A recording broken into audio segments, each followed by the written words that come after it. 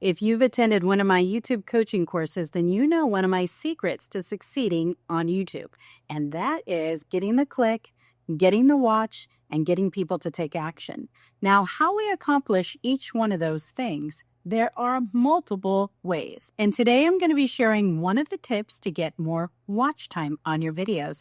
Now, why do we want more watch time on our videos? Watch time signals to the algorithm that people are engaged and enjoying your content. So you want to get as much watch time as possible and have the algorithm do the work for you in showing your video to more people. There's actually a bunch of ways that we can get more watch time, but I'm just sharing one of them today, and that is the use of an end screen. Now, an end screen is what comes at the very end of your video and alerts your audience to the next video that they should watch. This helps people binge your content, and you want to be very strategic about what video you put in there. Make sure that it's going to be relevant to the person who is just watching this video, especially because that means that this person very likely watched your entire video and now they want to watch more. And that is a great signal to the algorithm that you have somebody who's very engaged in your content. And now their algorithm is going to go out and find more people like that person to show your video to. Adding an end screen to the video to tee up the next video to watch has been a game changer for me and the channels that I manage. And now I'm going to show you how to create one. So let's get to it. To make our end screen, we'll be using Canva. I've opened the Canva app and now I'm going to type in YouTube end screen. Now we can see a bunch of different templates are coming up. And I'm just going to pick one that I like. I'm kind of a pink girl, so this looks good. I'm going to choose this one. And then I'm going to click Customize this template.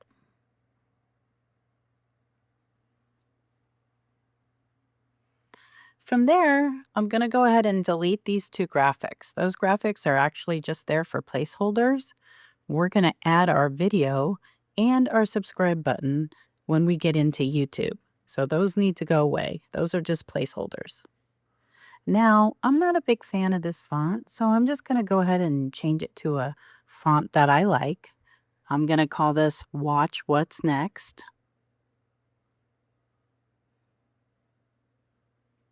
Gonna look at all my choices. Oh, bold. There we go. That's what I want. Balloon extra bold looks kind of good. Let's see what that looks like. Like it. Okay. So now what I'm going to do is just go ahead and increase the font. I want that to be very visible. Don't really need this, so I'm going to go ahead and delete it. And I want my arrow to be a little bit more focused on the video that I'm going to add when we take it into YouTube. I'm going to change the placement of that. Maybe make it a little smaller because I want to make sure I have plenty of room for my video. I want to make my video as big as YouTube will let me. Next, I'm just going to delete that because I want to make sure that this is just really clean. I don't want to give the viewer a bunch of extra things to read. So I'm just only going to include the type that is most relevant. So I'm going to add my subscribe here in the same font that I did for Watch What's Next. Then I'm just going to add a nice little please just to make it nice.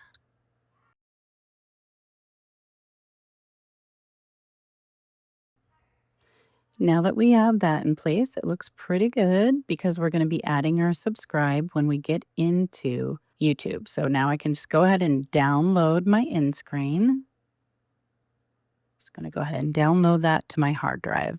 Now I can go out of Canva. Next, I'm going to need to open up my editing software. I'm using Adobe Premiere Pro. Now I'm going to select my end screen that I saved to my hard drive, and I'm going to go ahead and drop it into my timeline.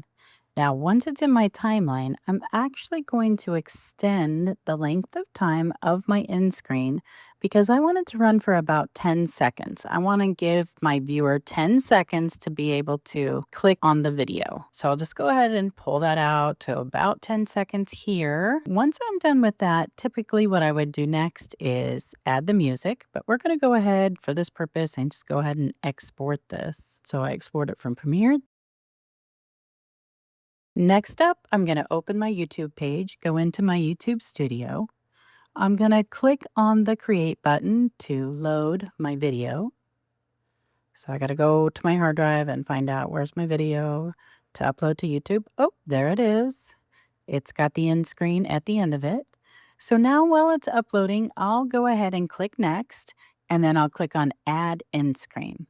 The video is still loading, so I've got to click around here on this timeline below to find out where my end screen is. There it is.